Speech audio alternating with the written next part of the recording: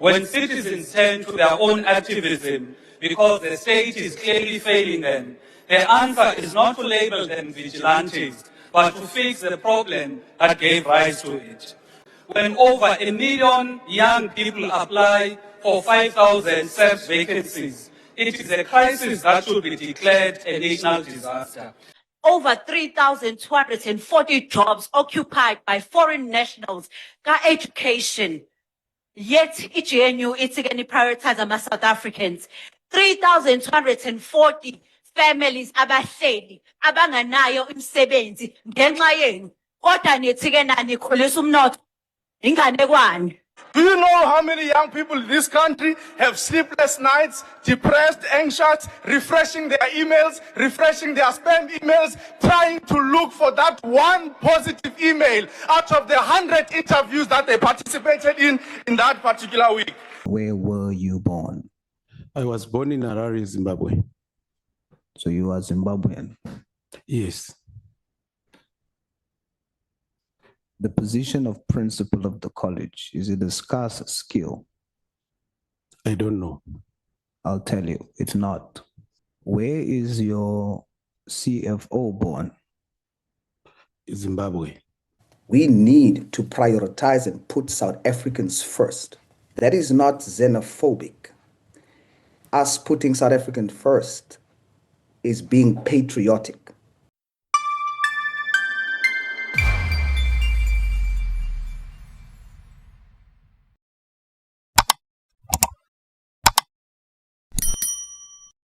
Hello everyone, welcome back to the channel. Today we'll be discussing something that demands our immediate attention.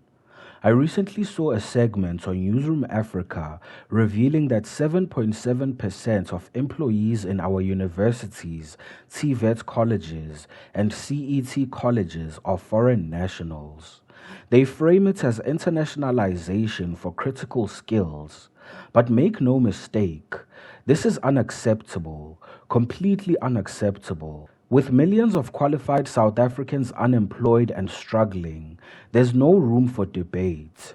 This is about protecting our jobs, our livelihoods, and our nation's sovereignty. South Africa is for South Africans, and we will not compromise. Before we get into this video, don't forget to hit that like button, subscribe to the channel, and hit the notification bell.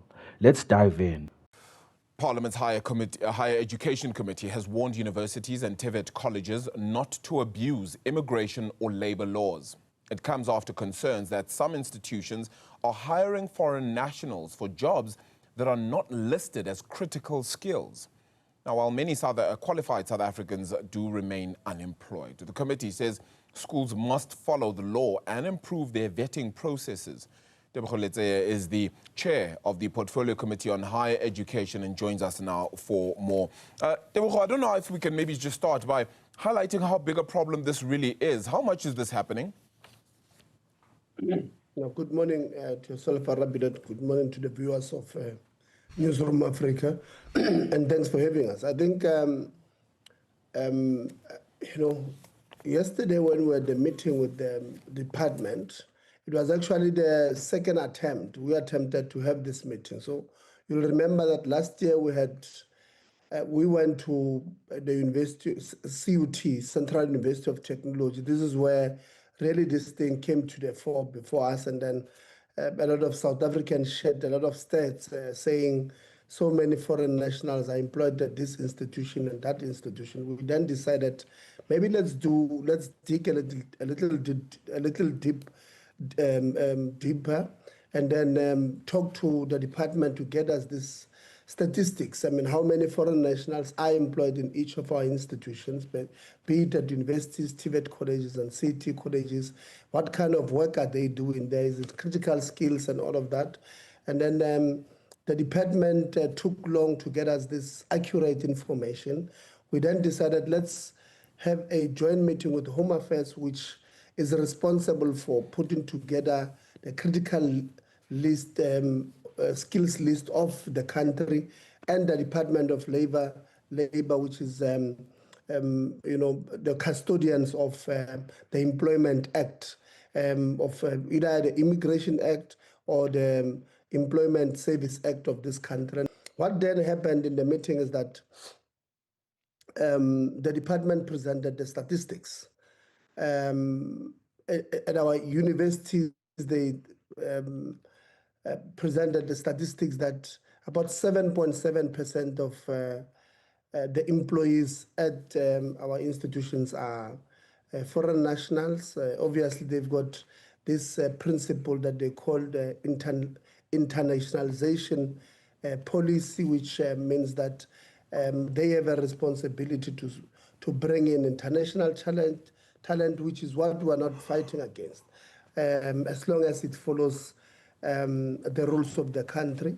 And then the department, their report was really, the data was not accurate. They also indicated to us that their data was not audited, the one that they brought us, and we indeed said to them they must go and get us an audited data, because we can't speak with authority on data that tomorrow might come. Sure. With a different picture, yeah. Yeah, Tebogo, so, I mean, so that means that there isn't necessarily a figure that is correct or incorrect. And I say that just because, for example, the University of Fort Hare has an 8.28% percentage of foreign staff, right? You have the University of the Western Cape sitting at just over 8%. Same with Wits University. Salt Lake University is just under 8%, et cetera, et cetera, et cetera. And these numbers, as you said, not necessarily as fully verified as they would need to be, but we're also not saying that that is bad or good, right? Because the skills required, the critical skills required may be such that one needs more than the other. But we're saying, are they in the right positions? Do we have that for a fact?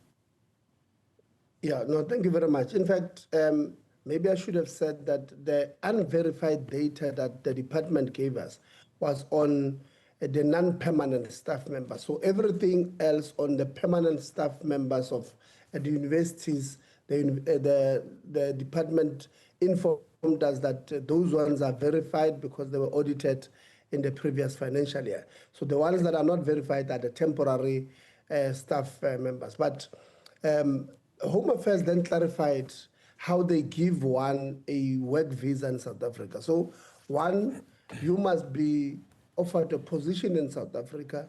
They give you a visa based on that particular position, but also at that particular institution. So if, for an example, I was offered a position to be a dean at the University of Free State, and then during the period of my work visa, I then apply for a position to be a dean at University of Fort Hare. They would have indicated to us that that is not allowed, because the person will then have to go and reapply to get an. So when we ask the department, are we sure about those that are permanent and those that are temporary? If they followed this process, the department could not really inform us. I mean, the Department of Higher Education data collection is so bad.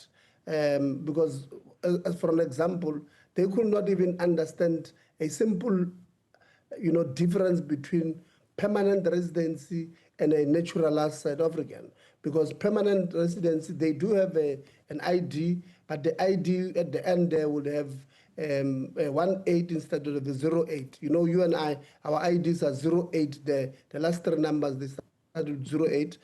But if you are a permanent resident, it will mean 18. What is the difference? The difference will be that those with 18 don't vote, don't have the full rights as South Africans. They may have an ID, but they don't have the full rights. But those with the naturalized South Africans or foreigners will have a 08 number.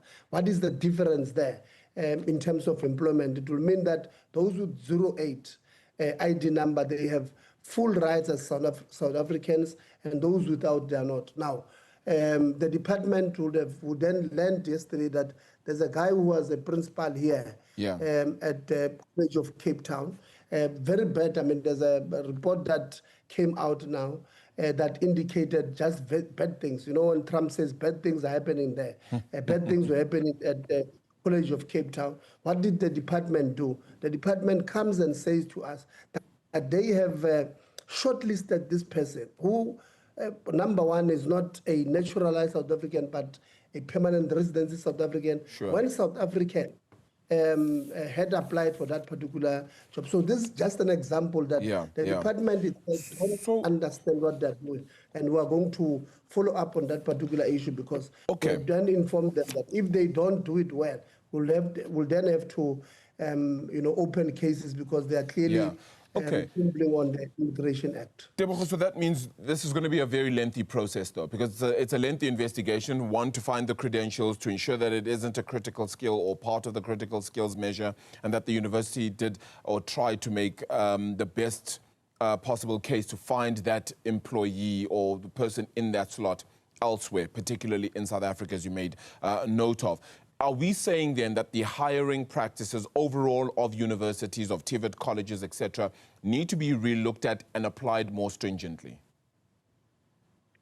Indeed, that's what we are saying. In fact, we said how the Department of Home Affairs is giving out these work visas must also be re-looked at, because currently how they give a work visa is that as long as your skill that you have appears on the critical skill list, and you show that you have an offer, and then they give you the visa. But they don't follow up. They don't say, remember what the Act says, Section 8, subsection 2B of the Employment Service Act says, employers must satisfy themselves that there is no other South African who can do this particular job.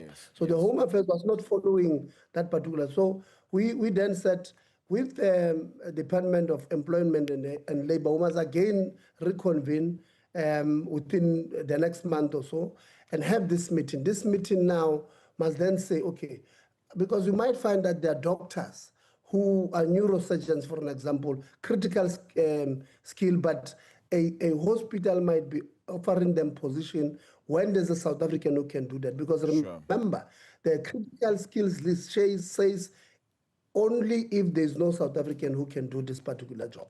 So we're going to have this particular meeting. We're going to we've asked the department to give us a more cleaner data within a month. On the 18th of March, they must submit it to us.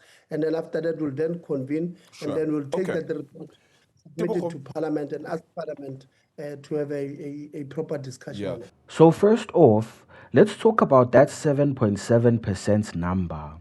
In my opinion, it should be 0, unless it's a genuine scarce skill that no South African can fill. No debate about it. The committee chair even admitted that data is unverified for temporary staff, probably hiding the real mess.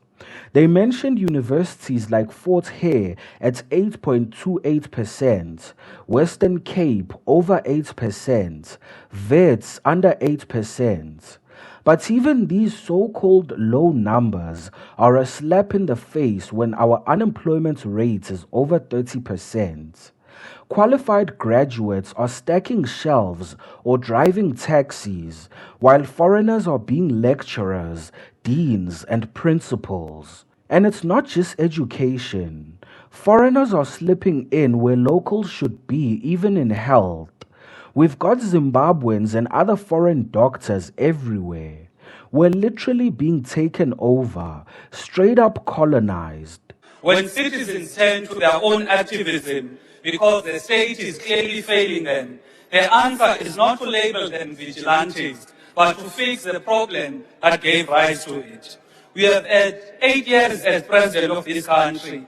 In that 8 years, the rich have become richer, poor, poorer. Even the economy you say is growing is not creating jobs at the rate required. Instead, companies are closing. When over 1 million young people apply for 5,000 search vacancies, it is a crisis that should be declared a national disaster. The reality is over 40 million people in the country are living below 3,000 rands a month, yet the food basket price is 5,300. In your 8 years as president, Black people have been displaced from the entry-level sectors of the economy and jobs. Black people have resorted to taking their own lives to escape their daily suffering. It is Black children that are dying in pit toilets from eating snacks from spazas and have to walk over 20 kilometers just to get to school. Black people in Randfontein are refugees in their own country, fleeing illegal minors that are enabled by porous borders and weak immigration controls. Over 3,240 jobs occupied by foreign nationals ka-education.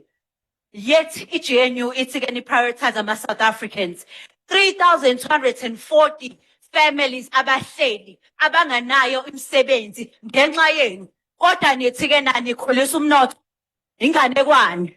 Do you know how many young people in this country have sleepless nights, depressed, anxious, refreshing their emails, refreshing their spam emails, trying to look for that one positive email out of the 100 interviews that they participated in that particular week?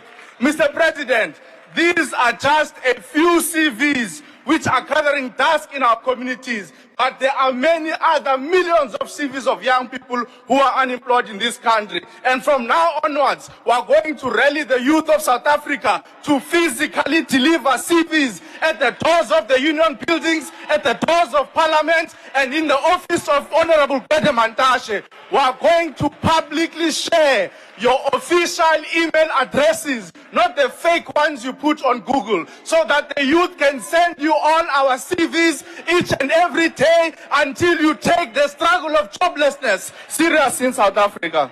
And we don't hate foreign nationals. They are our fellow brothers and sisters. But we need to be clear. We need to prioritize and put South Africans first.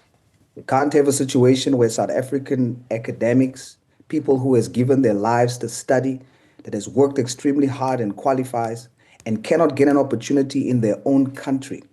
That is not xenophobic. Us putting South African first is being patriotic. We must be unapologetic about it. We must put South Africans first, especially if they're capable, irrespective of race, creed, culture, social status. We must be clear. South Africans must prosper in their own country. Our failing government is continuing to allow this. They twist the critical skills list, hand out work visas without checking if a South African can do the job. Home Affairs doesn't follow up. Department of Higher Education's data is a joke. They can't even tell permanent residents from citizens by ID numbers. And of course, when we call it out, when groups like March and Dudula fight back, the president and his crew call us xenophobic. Meanwhile, they let foreigners overrun the country, taking jobs while our youth rot in poverty. This fight has never been about hatred. It's about fairness, patriotism. We have too many unemployed, from engineers to teachers to doctors. Why import when we can empower our own? In fact, I think the real number is much larger than this 7%. They're just lowballing it to avoid outrage. But we're not fooled. We must fight, South Africans.